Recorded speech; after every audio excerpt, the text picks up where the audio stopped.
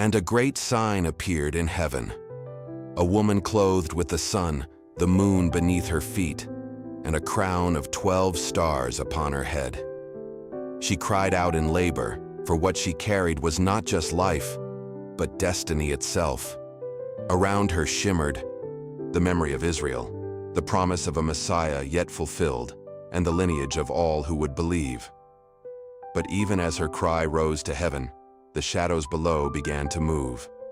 For whenever light prepares to be born, darkness prepares to devour.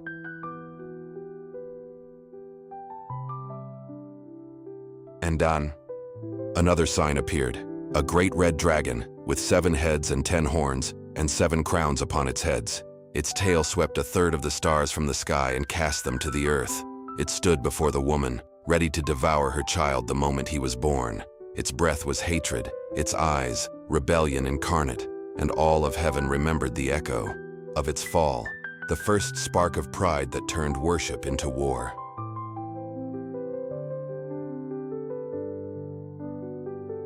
And she gave birth to a son, destined to rule the nations with a rod of iron. Light burst from the heavens, splitting eternity like dawn through the void. Before the dragon could strike, the child was caught up to God and to his throne. Heaven rejoiced, earth trembled, for the seed of the woman had triumphed again. The story that began in Eden had returned, and the serpent found itself facing the same truth. It could bruise the heel, but it could never break the promise.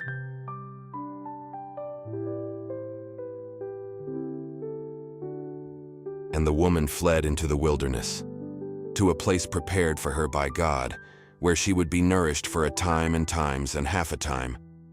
The desert bloomed beneath her steps, for grace follows those chosen to bear eternity. And though the dragon sent flood and fire after her, the earth opened its mouth and swallowed his rage, for even in exile, heaven remembers its own.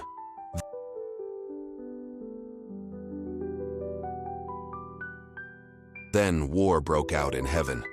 Michael and his angels fought against the dragon, and the dragon and his angels fought back. Lightning flashed across eternity. Wings clashed like thunder. Every strike was worship turned to warfare. But the dragon could not prevail. His crown cracked, his throne vanished, and Michael's voice thundered, "By the blood of the Lamb and the word of their testimony, the accuser has fallen." And the great dragon was hurled down, that ancient serpent called the devil or Satan, who deceives the whole world. He was cast to the earth, and his angels with him. Heaven exhaled in victory, and the stars rejoiced. But the earth groaned, for the battle that began above had now descended below. The war in heaven was won, but the war for hearts had just begun.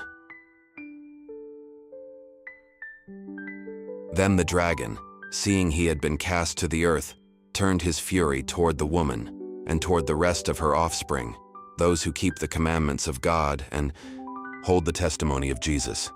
His rage became the wind in every age: persecution, deception, fear. But through every empire and every generation, the woman's children stood unbroken. For their strength was not in sword or throne, but in the Lamb who had already overcome. And I heard a loud voice in heaven say, "Now salvation and strength and the kingdom of our God have come, for the accuser of our brethren has been cast down. They overcame him by the blood of the Lamb and by the word of their testimony. And they loved not their lives unto death." The heavens sang, and the earth began to echo the same tune, a song of those who die, yet live forever.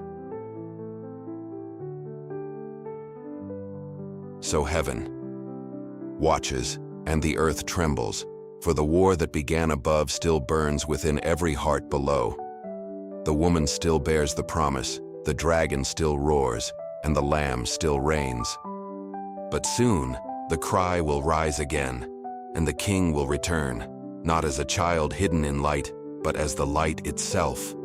And when he does, the dragon will remember the roar that once cast him down. Thus the heavens remember, and the earth awaits the woman, the dragon, the war, These are not just visions, but reflections of every soul's battle. For every believer carries a fragment of that crown, and every heart must choose its kingdom. The war in heaven was the beginning. The war in man will be the end, but love, the Lamb, has already written the final word, victory.